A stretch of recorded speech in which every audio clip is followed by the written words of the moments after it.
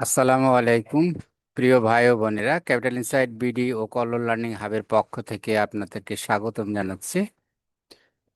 আজকে share market বন্ধ আছে, এর মধ্যে আমার নিয়মিত পরিবেশনা, ফান্ডামেন্টাল অ্যানালিসিস, এক ভাইয়ের অনুরোধ ছিলেন, আমার সম্মানিত এক ভাইয়ের, কেপিসিএল, ওয়েস্টার্ন মেরিন শিপইয়ার্ড এবং আলিপ ইন্ডাস্ট্রিজ নিয়ে আলোচনা করার জন্য। আমি অলরেডি কেপিসিএল আলোচনা করেছি। এখন ওয়েস্টার্ন মেরিন শিপইয়ার্ড নিয়ে খুব বেশি কথা বলবো না, আমি জাস্ট কিছু স্ট্যাটিস্টিক দেখে আমি মেইনলি আলিপ ইন্ডাস্ট্রি নিয়ে আলোচনা করব এখন। তো চলুন যাই আমরা, দেখি আগে ওয়েস্টার্ন মেরিনের একটু স্ন্যাপশট দেখে আমি ইয়েতে যাব আর কি, এবং আমার ফাইন্ডিংসটা বলে ইন ডিটেলস আলোচনা করব না, কারণ দরকার নাই। এটা একটা এক হাঁড়ি ভাতের মধ্যে একটা ভাত টিপলে বোঝা যায় যে এটার কি অবস্থা, সবগুলো ভাত দেখার দরকার নেই। তো চলুন আমরা যাই একটু দেখি ওয়েস্টার্ন মেরিন শিপইয়ার্ডের কি অবস্থা। তো এর মধ্যে বলে রাখি, যারা আমার চ্যানেলটা বাই দিস টাইম সাবস্ক্রাইব করেছেন অসংখ্য ধন্যবাদ, যারা করেন নাই আশা করি করবেন নতুন নতুন আপডেট ভিডিও পাওয়ার জন্য। তো আমরা এই অ্যানালিসিস পিরিয়ডের আমি তেমন কিছু স্ট্যাটিস্টিক্স দেখাবো না, অ্যাটেক না, আমি কুইক এটার থেকে যাব। কারেন্ট প্রাইস আমরা দেখি 9.30 টাকা। পিরিয়ড হাই ছিল 11 টাকা 30 পয়সা এবং পিরিয়ড লো 7 টাকা 30 পয়সা, খুব বেশি উঠানামা করেনি। এবং পিরিয়ড রিটার্ন 13.41, অর্থাৎ যারা কিনেছে এই জানুয়ারি 6 তারিখে লোয়েস্ট প্রাইস ছিল, তারা এটা 29/6 হাইয়েস্ট প্রাইস ছিল, এখন 9 টাকা 30, সেক্ষেত্রেও 13.41% রিটার্ন আছে। ভোলাটিলিটি অনেক বেশি, আপনি গ্রাফটা দেখতে পাচ্ছেন। আমি আবারও বলছি, এটা নিয়ে আমি খুব একটা বেশি আলোচনা করব না, আমরা সেক্টরের চেয়ে এটা পারফরমেন্স খারাপ ওভারঅল। আচ্ছা, এখন যদি আমরা ইয়াতে দেখি ইন্ডেক্সের সাথেও ইন্ডেক্সের চেয়েও পারফরমেন্স খারাপ। ইন্ডেক্সের রিটার্ন বেশি, এর রিটার্ন কম। ইন্ডেক্সের ভোলাটিলিটি কম, এর ভোলাটিলিটি বেশি, কাজে ইন্ডেক্সের সাথেও এর পারফরমেন্স ভালো নাই। তো ভালো নাই তার কারণ হলো, মেন কিছু দেখবেন, আমি এর আগে বলেছি যে একটা গরুর দাম কত হবে এটা ডিপেন্ড করে সে গরু কতখানি দুধ দেয় তার উপরে, এবং সে কত ঘন ঘন সে বাচ্চা দেয়, ব্যাপারটা এরকম। তাহলে তার মানে কি, আমার ডিভিডেন্ড দেওয়ার তার সক্ষমতা কেমন, সে কেমন ডিভিডেন্ড দেয়, তার আর্নিংস কেমন, ইপিএস, এটার উপরে নির্ভর করবে। তো এইটাই যদি ভালো না থাকে তাহলে আর আপনার কি বিশ্লেষণ করবেন। আমরা যদি দেখি ডিভিডেন্ড হিস্ট্রি 2021 থেকে 2025, কোনো ডিভিডেন্ড হিস্ট্রি নাই।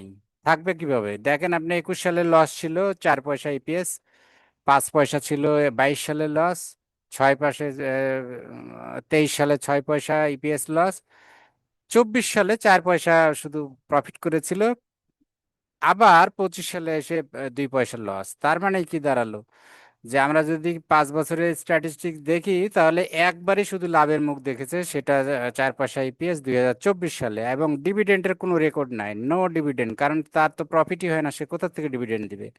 কাজে এই, এবং যদি আমরা একটু 9 মান্থের লেটেস্ট 9 মান্থ দেখি, 9 মান্থের কি পরিস্থিতি, এটার পরিস্থিতি আরো ভয়াবহ। 9 মাসের ইপিএস আসছে -0.8। আপনি যদি 5 বছরের ইপিএস দেখেন, সর্বোচ্চ মাইনাস ছিল 0.06, সেটা কত সালে? 23 সালে। আর 26 সালে এসে 9 মাসে সে মাইনাস করেছে -0.8, তার মানে এর পরিস্থিতি আরো খারাপের দিকে যাচ্ছে। সুতরাং এইটা নিয়ে, ওয়েস্টার্ন মেরিন শিপইয়ার্ড নিয়ে আমার আর বেশি কিছু বলার নাই।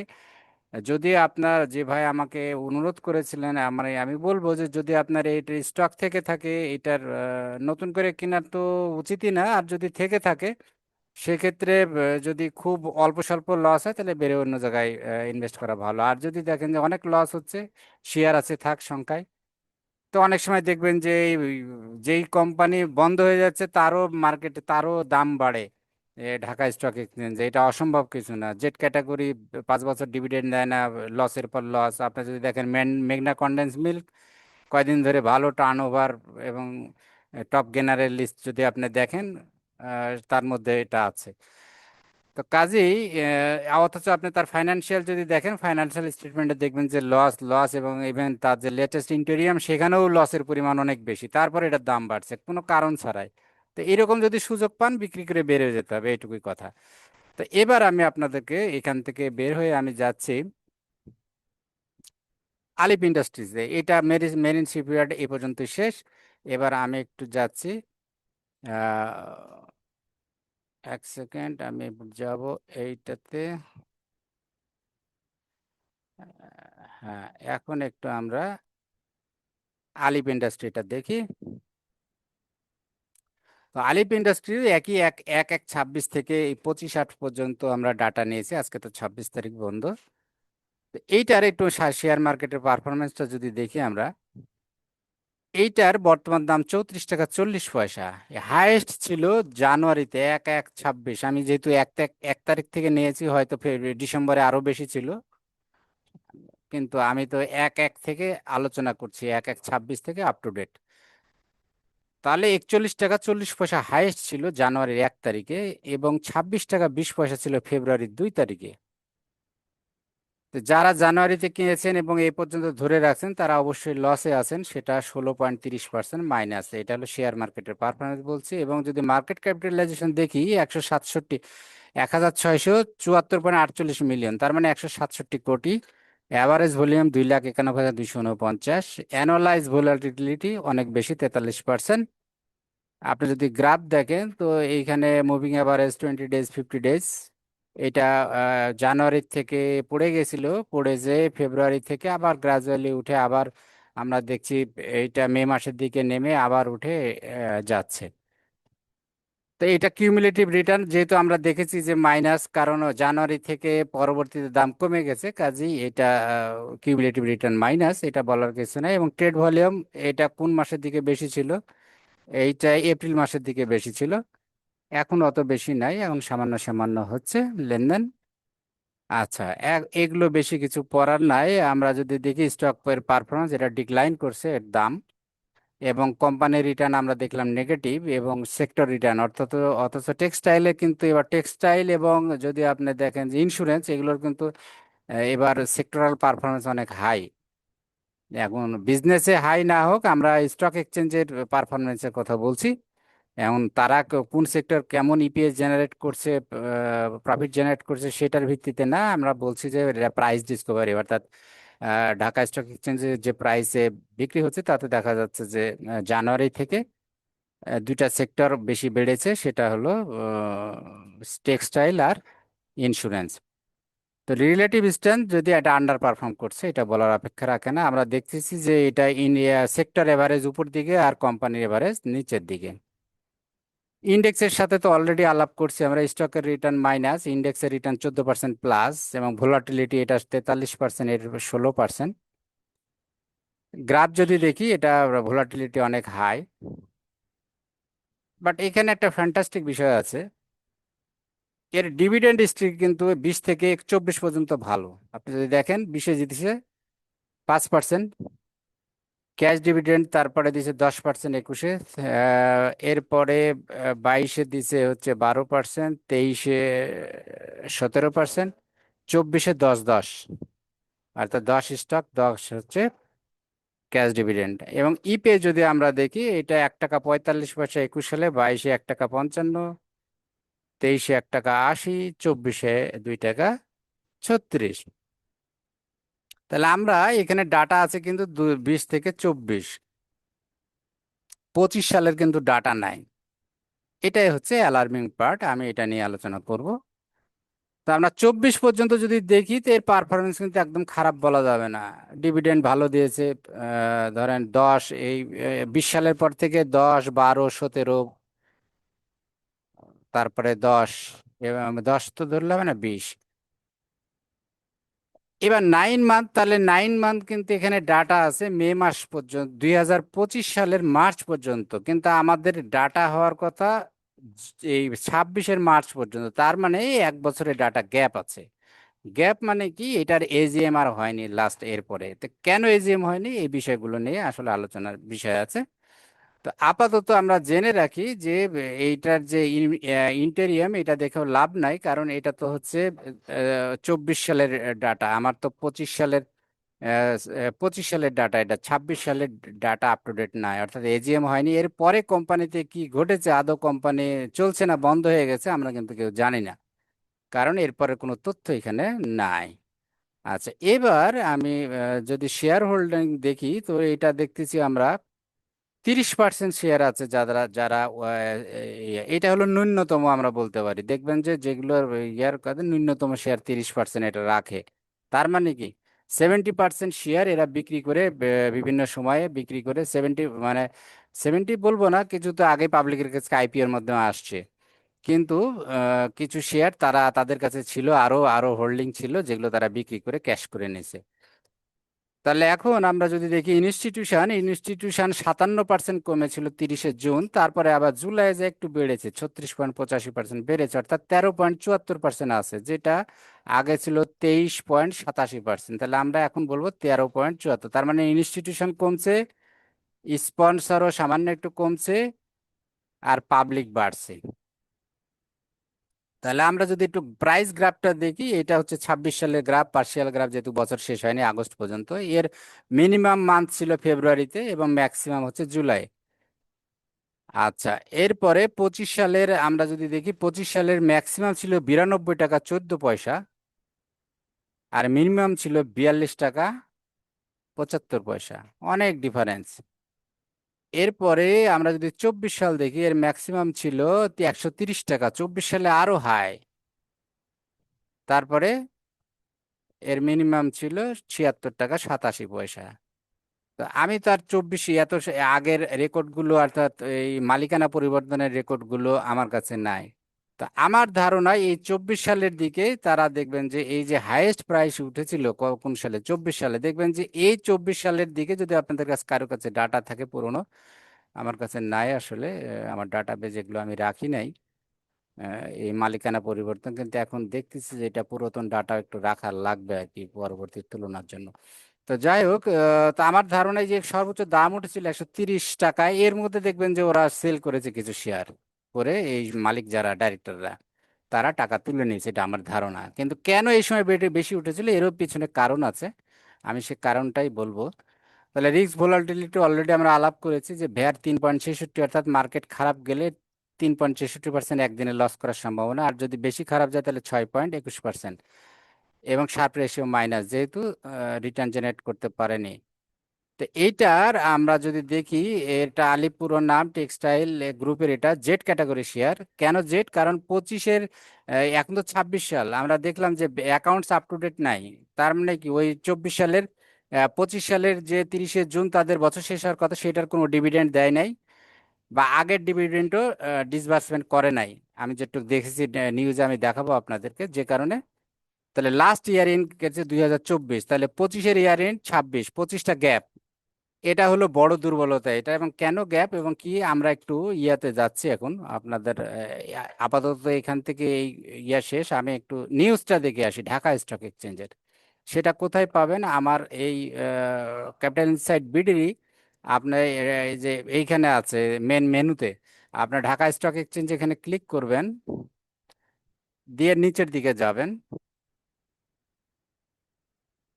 যাওয়ার পরে আপনি এখানে সিলেক্ট করবেন কোড, তাহলে এআইএল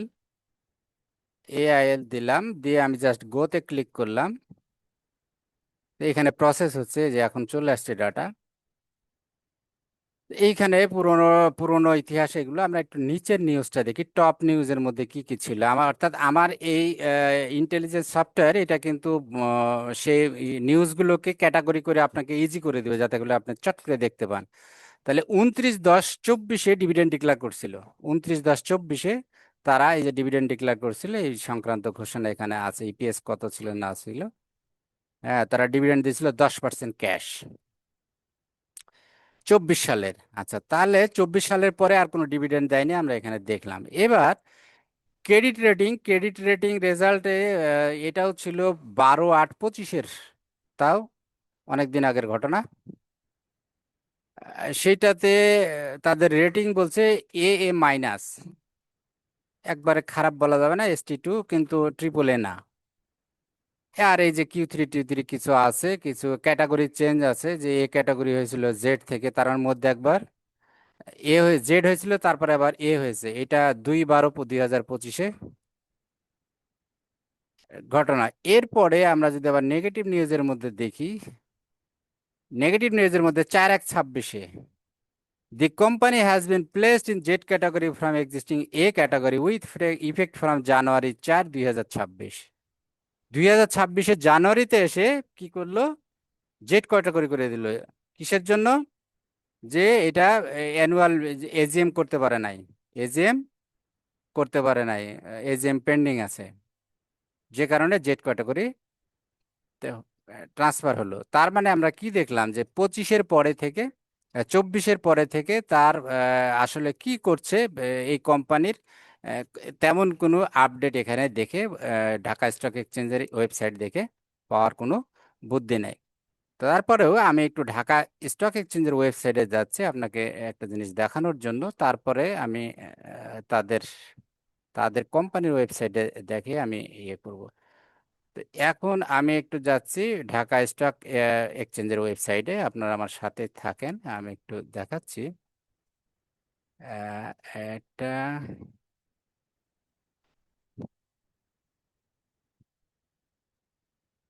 এক সেকেন্ড, আমি একটু স্ক্রিনটা শেয়ার দিই যাতে করে আপনারা সবাই দেখতে পান।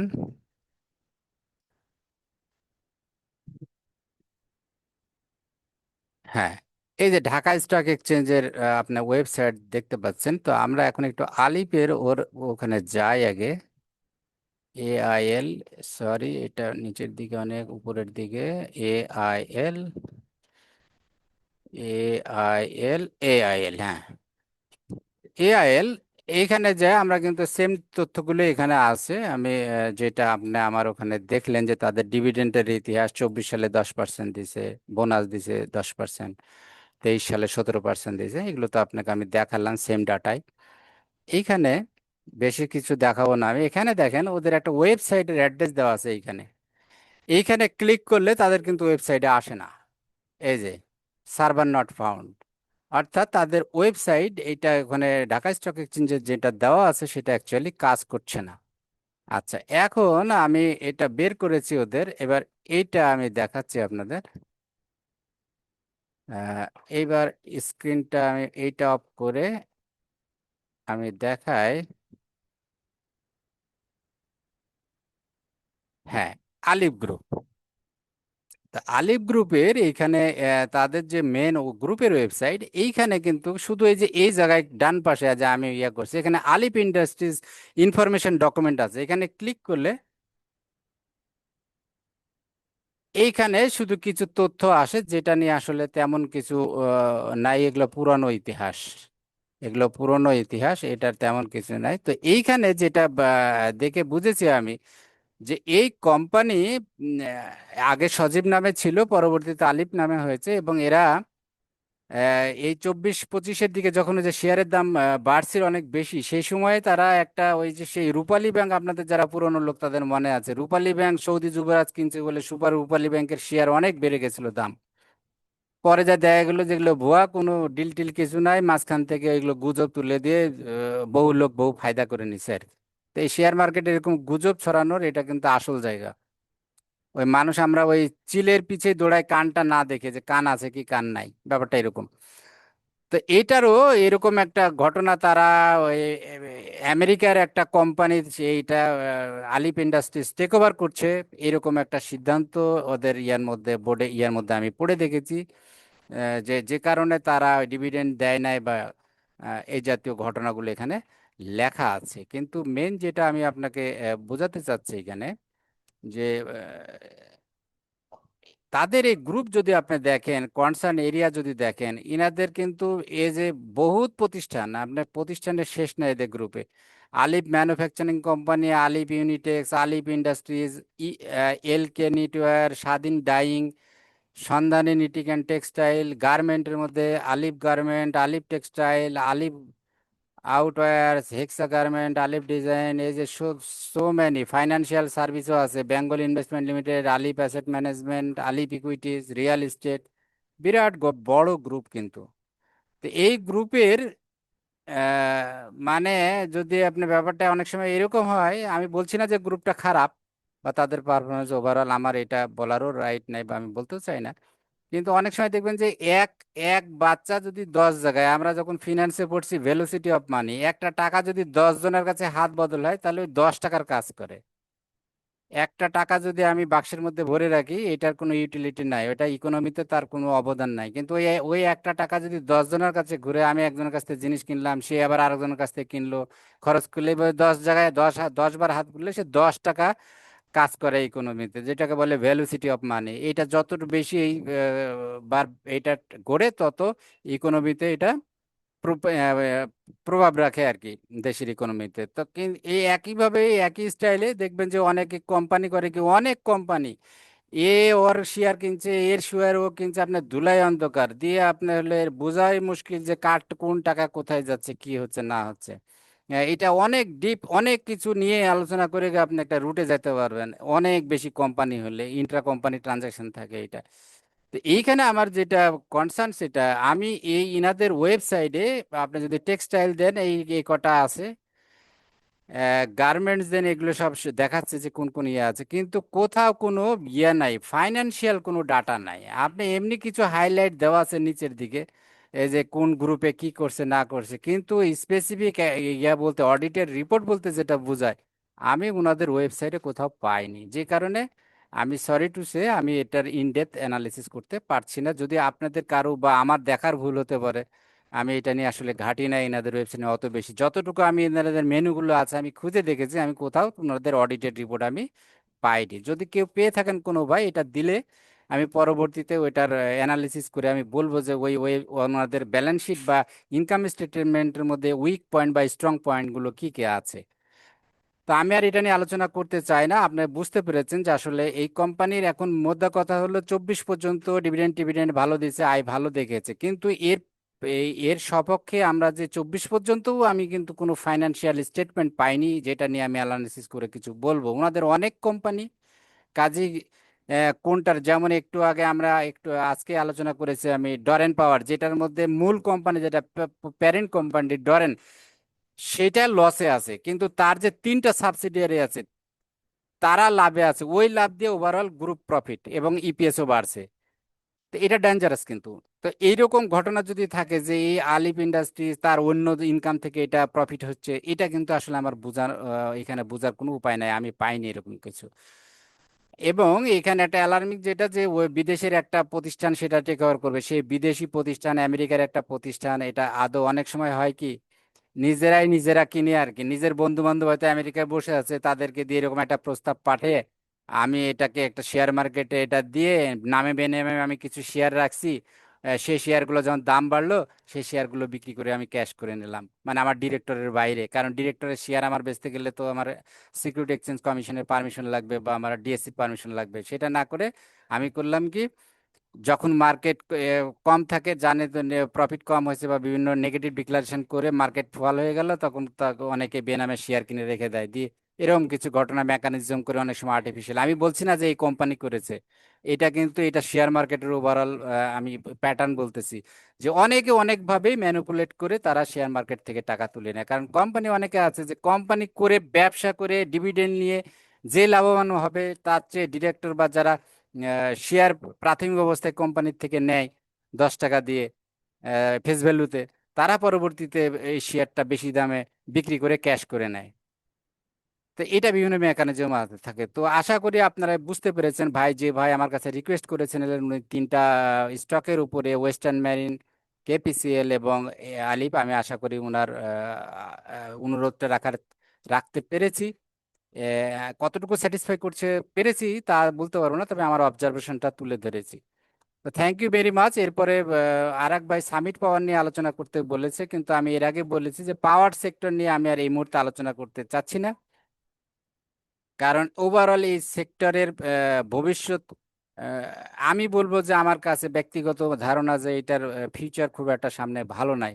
যদিও পাওয়ারের চাহিদা সবসময় থাকে, কারণ এর কম্পিটিশন আছে, অনেক কম্পিটিশন বলতে কি, যে একে তো ওইদিকে রূপপুর পারমাণবিক বিদ্যুৎ কেন্দ্র হচ্ছে এবং সোলার প্যানেল সহ অনেক বিষয়গুলো আছে, অল্টারনেটিভ কিছু পদ্ধতি আছে পাওয়ার জেনারেশনের, যে কারণে এই সেক্টরটাকে আমি খুব একটা যে ভায়াবল বললে আমার কাছে মনে হয় না, যে কারণে আমি সামিট পাওয়ার নিয়ে আর এখন এই মুহূর্তে আলোচনা করবো না। যদি পরে আমি সময় পাই অন্যান্যগুলো আলোচনা পরে তো পরে করব। Thank you. তারপরেও যিনি রিকোয়েস্ট করেছেন ভাইকে, ডিজার্টেড হবেন না, আমি পরে সময় পেলে ওটা নিয়েও কথা বলবো। Thank you very much. আবার কথা হবে নতুন কোনো ইস্যু নিয়ে। যারা, আবারও বলি, আমার এই চ্যানেলটা সাবস্ক্রাইব করেছেন অসংখ্য ধন্যবাদ। যারা করেন নাই, আশা করি আপনারা করবেন নতুন নতুন ভিডিও এবং অ্যানালিসিস পাওয়ার জন্য। Thank you very much. আল্লাহ হাফেজ, বাই ফর নাও।